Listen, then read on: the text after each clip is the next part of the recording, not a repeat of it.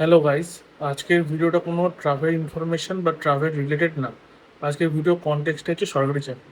আমি একজন নিজে সরকারি চাকরির এক্সপিরিয়েন্স এবং ইউআর মেল ক্যান্ডিডেট। এই ভিডিওটা করার কারণ হচ্ছে যে এতদিন ধরে সরকার কাস্ট অ্যান্ড কমিউনিটি বেসড ছিল, এখন হয়ে গেল জেন্ডার বায়াসড।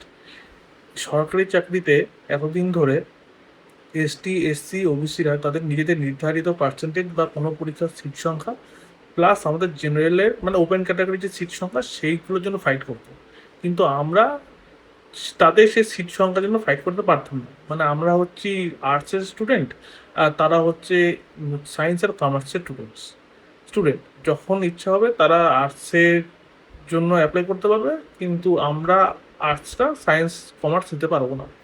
এবারে এখন হয়ে গেল মহিলাদের রিজার্ভেশন।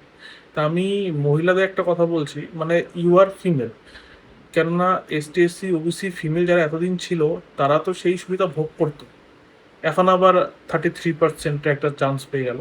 তাই ইউআর ফিমেলদের একটা প্রশ্ন হচ্ছে যে আপনারা তো সিপিএম টিএমসির আমলেও সরকারি চাকরি পরীক্ষা দিয়েছেন, ইউআরদের কাট অফ ক্লিয়ার করে সরকারি চাকরি পেয়েছেন, তাহলে এই 33%টাকে এখন কেন জাস্টিফাই করছে? আমি ইউটিউবে দেখলাম যে একমাত্র মৃন্ময় স্যার, যিনি কিনা সত্যি কথা বলছে, মানে ফ্যাক্ট বেসড কথা বলছে, বাকি ম্যাক্সিমাম জায়গায় সব গা বাজির কথা। এইবার আমার একটা বলার মানে উদ্দেশ্য হচ্ছে যারা নিউ কামার তাদের জন্য, যে যদি মেল হও তার উপর জেনারেল, বলবো ভাই খুব টাফ কম্পিটিশান। যদি মনে হয় যে আমি 2-3 বছর দেবো, 4 বছর দেবো, কিন্তু সেইটা সাকসেস না পেলে আমার কোনো রিগ্রেট নেই, তাহলে আসতে পারো।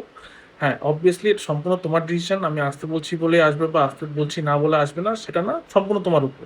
আর যারা আমার মতো মিডিওকার স্টুডেন্ট, তারা যদি এই 33% রিজার্ভেশনের পরে নিজেদের মনোবল বা সাহস ধরে রাখতে পারো, আমার যেমন একটু ডাউন হয়েছে, মিথ্যা কথা বলে লাভ নেই, যদি ধরে রাখতে পারো তাহলে বলবো যে খাটো, অথবা জেনারেল মেল হয়ে, তাহলে আর এখানে যদি সময় দিতে না চাও বা সেই সাহস যদি না থাকে, তাহলে বলবো অন্য মানে অন্য কোনো কর্মক্ষেত্র সেটা বেছে নিতে, কেননা এতটাই টাফ কম্পিটিশন হয়ে গেল।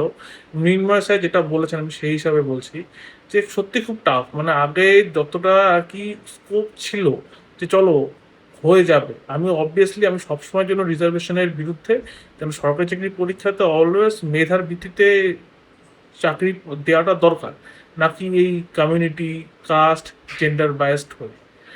যদি ইন ফিউচার আমি কোনোদিন সরকারি চাকরি পেয়ে যাই, তাহলে আমি আমার জার্নিটা শেয়ার করবো তোমাদের সবার সাথে। যদি পেয়ে যাই, জানি না আমি চেষ্টা করতে মানে চেষ্টা করতে পারবো কি না, আমি সেই মনোবলটা রাখতে পারবো কি না আমি জানি না।